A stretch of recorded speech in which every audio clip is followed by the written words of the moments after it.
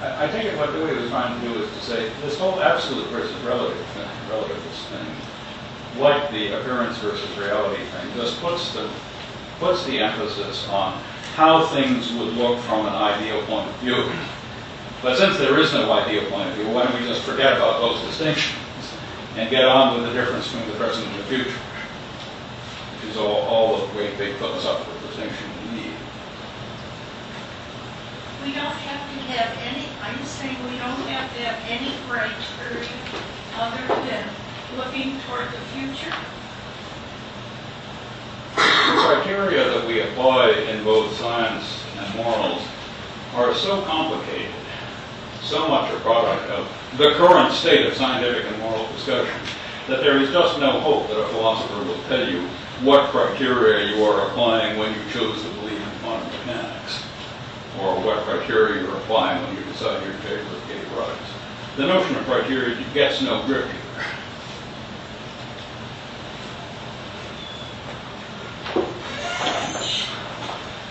I just want to make two statements. I think there are two claims that I picked out from the comments, one from the speech and the second from the answers. I'm more interested in the second part, but I may be so obviously wrong with the first that you'll let us read.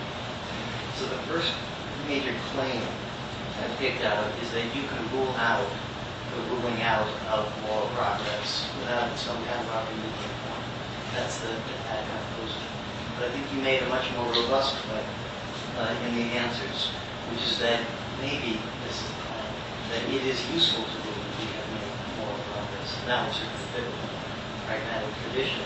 But I think that claim, that's a claim you want to make, is so far not defended, and to me not necessarily intuitively attractive in any way. It may well be that human motivation is such that seeing a decline is actually a way of maintaining and promoting progress. So first, is that completely wrong?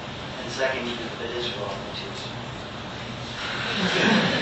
It is wrong. Yeah, I've gotten you wrong. What's your response to those two texts? Yeah, I did quote Strauss on utility, but I didn't actually say anything about utility in the talk, because I don't think that there is a criterion called utility that anybody knows how to apply. So I don't think it, my argument was not, it's useful to believe we have made moral progress. It's that as agents, we can't help but think we've made moral progress. How can you support that? Asking the audience to perform thought experiments. We live in an age in which the lash and the socks are no longer used and the anti-sodomy statutes are no longer enforced. Isn't that progress? Lots of people saying that. Lots of people saying that, not a large percentage, but the end is not zero. They're wrong, right? And I can't but believe that. I guess all I can say is people who think that Darwin was not scientific progress are wrong. There are a great many of them. They may be the majority. They may take over and so on. They're still wrong. In exactly the same sense, the people who thought that sodomy was wrong were wrong. We've made progress. Darwin was progress. The idea of to judge that we have made progress is to take an attitude toward the course of human events. To ask for a criterion, be it utility or anything else, is to try to rise above human events and inspect it from some non-human point of view. Okay, I think we have time for just one more question. The lash and the stocks example is very odd one, I think. Very odd. Because we used to put lash people and put them in stocks.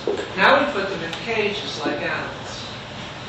But why is that progress? Especially since, now there's a lot of interest and actual return in some cases to shaming penalties. Very much like the stocks. So it seems to be a very debatable and ambiguous example of moral progress. I don't think it's certainly debatable, but how there's more and more willingness to say you mustn't treat human beings like animals. Lashing them is treating them like animals. Putting them in cages is treating them like animals. Our prisons are now rather less like cages than they used to be. And the prisons in the United States are less like cages than the prisons in most other countries. You know, this is called progress. But if you visited a prison and seen the prisoners with their sort of arms hanging out of their bars, you would think you were in a zoo. I mean, And there are 2 million people there. So it's kind of, I get it. I make the point because it struck me this morning. There's a kind of self-congratulatory a tone to talking about moral progress. Whereas it seems to me we're the same as we've always been ever since we were monkeys. And the difference is, because of wealth and because of knowledge, we manipulate, we exploit, and achieve our ends in different ways. But I don't think it makes us better than, I don't think I'm a better judge because an 18th century judge would be sentencing people to stocks or, to being drawn and quartered. It's just different circumstances give rise to different methods of coercion and well, there is certainly as far as explanation goes, there's a perfectly good story to be told without reference to moral progress. You can explain the causal factors that created the difference between this punishment and that, this prison and that, and so on. What's missing is whatever it is that has transformed civilization, which wasn't just increasing wealth, it was also moral idealism. I mean, there had to be people who said, this is disgusting, we can't do it anymore. There had to be romantics. When we've argued about this in the past, you said, romanticism, the visionary is not really your thing. It was Dewey's thing. And I think that it's a precious thing to hold on to. The idea that we're not just responding to circumstances, we're also using our imagination to make ourselves different.